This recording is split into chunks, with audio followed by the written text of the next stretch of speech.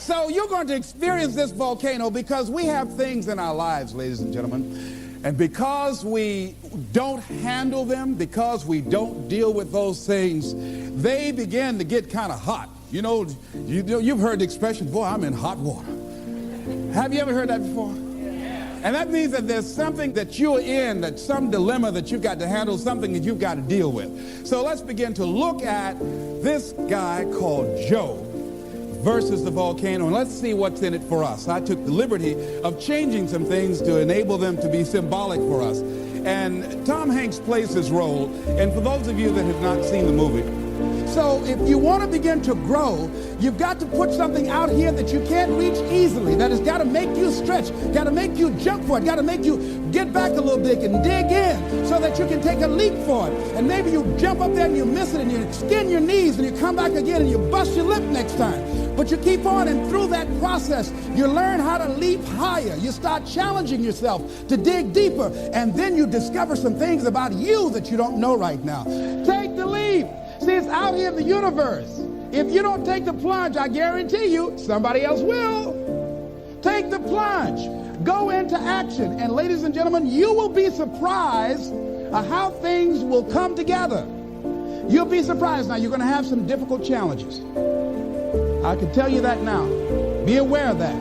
Things are not going to work out exactly right. For a time, they will, sometimes. And that's when life is just playing a game with you. I want you to feel good and relax. And then after a while, say, okay, the honeymoon's over now. And then life will come over there and slap you side the head. Say, what you doing out here? Well, this is my dream life. Is that right? Come over here a minute. Oh, you went to the seminar, huh? Come here. I can tell you that. But ladies and gentlemen, go into action with your dream. And don't avoid where the fights are. Get in the midst of the fight. And get some hickeys on your head. Get knocked down so you can learn how to fight, so you can hold your position. See, most people don't get out in the arena of life because they don't want to fight. Most people don't get out there because they don't want to get knocked down. They don't want to be dropped to their knees. But see, you're going to be dropped whether you're on the field or whether or not you're sitting on the sidelines. You're going to be dropped. So at least get dropped for something. Don't get knocked down while you're sitting down. See, that's how most people are spectators in life. You don't want to be a spectator. You want to get out in the field where the action is, and you will be amazed. After the struggle, there will be a calm period, and things will begin to click for you. Come out here with what you got. You don't have enough money? Don't worry about it. You got the dream. You got the idea. You don't have enough resources? Don't worry about it. You need some help? Don't worry about it. You get out here in the arena, someone will look at you and become inspired and say, hey, can I help you? But if you're sitting up on the bleachers, nobody's going to ask you anything. You've got to get into the flow of action. Frances Hart called me from Chicago. She had been sitting on an idea of a show that she wanted to produce for 10 years called Mind-Body Connection. So someone saw me speaking in Chicago at a sorority convention and said, I saw a guy that perhaps can host this show for you who has energy and charisma. She called me. She was so fired up. I said, listen, on the day that you want to do that, I'm speaking in Chicago. I can do it for you. And I said, by the way, I met somebody 2 weeks ago in Baltimore who has an idea of the same type of show, and she's doing it on radio. Why don't you call her? And then she called me back. Who else would you suggest? I said, well, I know Deepak Chopra. He wrote the book called Quantum Healing, and Bernie Siegel. Could you get his number? I tell you what, I have a friend named Jack Boland at the Church of the Day. He knows how to get in touch with him. Call him, and he will give you the number so you can get in touch with Bernie Siegel. That lady started calling all around. Did not have the resources, but she had this idea and dream. And she said the other night when she came before the audience that had gathered in the studio, she said, I feel like I've been pregnant for 10 years. And tonight you're going to witness a beautiful delivery. And it was. She said, I couldn't believe, Les, how things began to happen, how it all began to come together. And how many of you ever started on some dream and you didn't have all your stuff together, but you just went out there with nothing but faith, and things begin to happen for you. Raise your hand if you know what I'm talking about. Ladies and gentlemen, those hands up there, it's proof. The proof is in the pudding. These people have demonstrated it, and if they can do it, you can do it.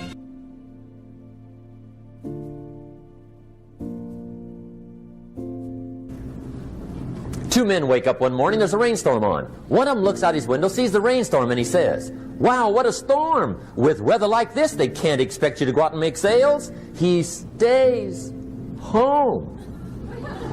Same morning, the other guy looks out his window, sees the same storm, says, "Wow, what a storm."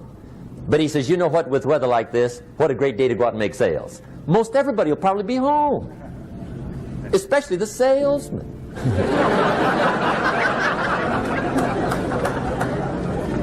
See, that's the difference in how your life works out. It's not what happens, it's what you do. So here's one of the key questions of the evening. Starting tomorrow, what are you going to do that'll make a change in your life's direction? Good question. What are you going to do starting tomorrow that'll make a difference?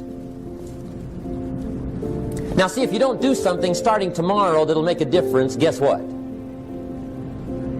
It's gonna be the same. And see, that way you can guess what the next 5 years are going to be like. Look at the last 5. Because the next 5 are going to be like the last 5 unless you, major key, tomorrow, change it all. Or change a little, or change something, or don't change. It's choice time. You can do whatever you want. But it's nice to know any day you wish you can change your whole life. What can you do starting tomorrow that'll make a difference? Good question.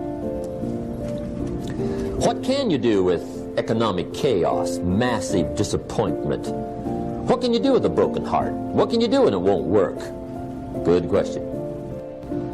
So if I had a word with you tonight, one-on-one, just you and me, I think my personal advice to you would be, this year, 1981, reach down inside of you and come up with some more of those remarkable human gifts.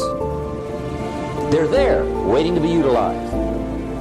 And then change anything for you want to change. And I challenge you to do that because you can change.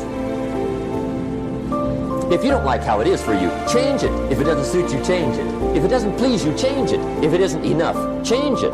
And I challenge you to do that because you can change. See, you don't ever have to be the same again after tonight, only by choice. If you don't like your present address, change it. You're not a tree.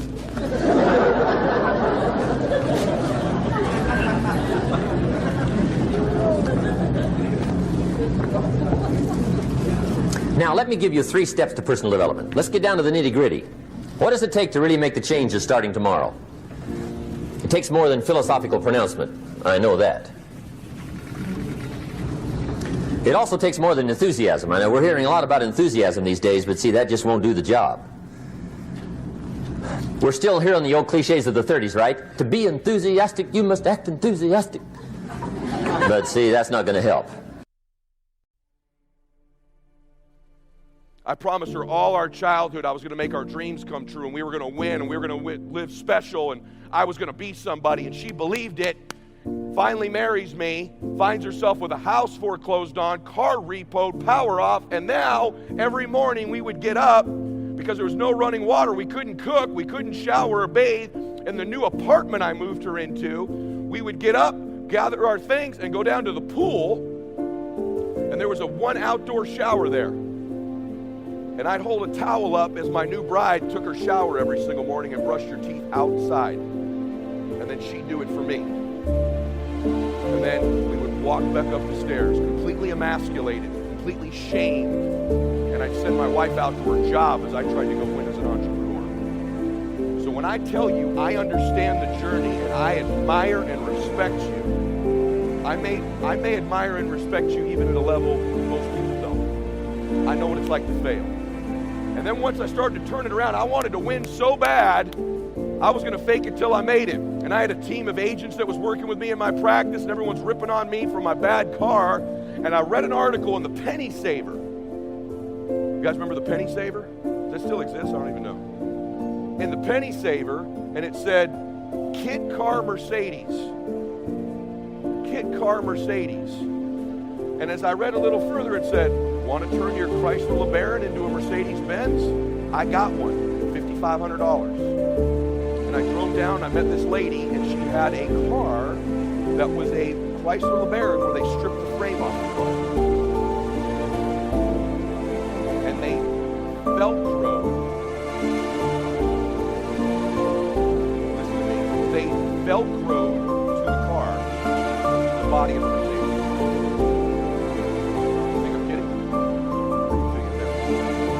Velcro. Now, the really good, shitty kit cars were at least welded together. Mine was put together with Velcro. I paid her the $5,000. I rolled that car up to the office to my guys. I'm like, hey guys, we're balling. We're all going to be wealthy. What do you think of my new Mercedes? 6 of them believed it. One of them, who knew Mercedes, is like, it looks a little longer, and why does it have a back seat? I'm like, well, I don't know if you've been reading. You have the little BS. It's not, I don't know if you've been reading, but Chrysler and Mercedes had just merged.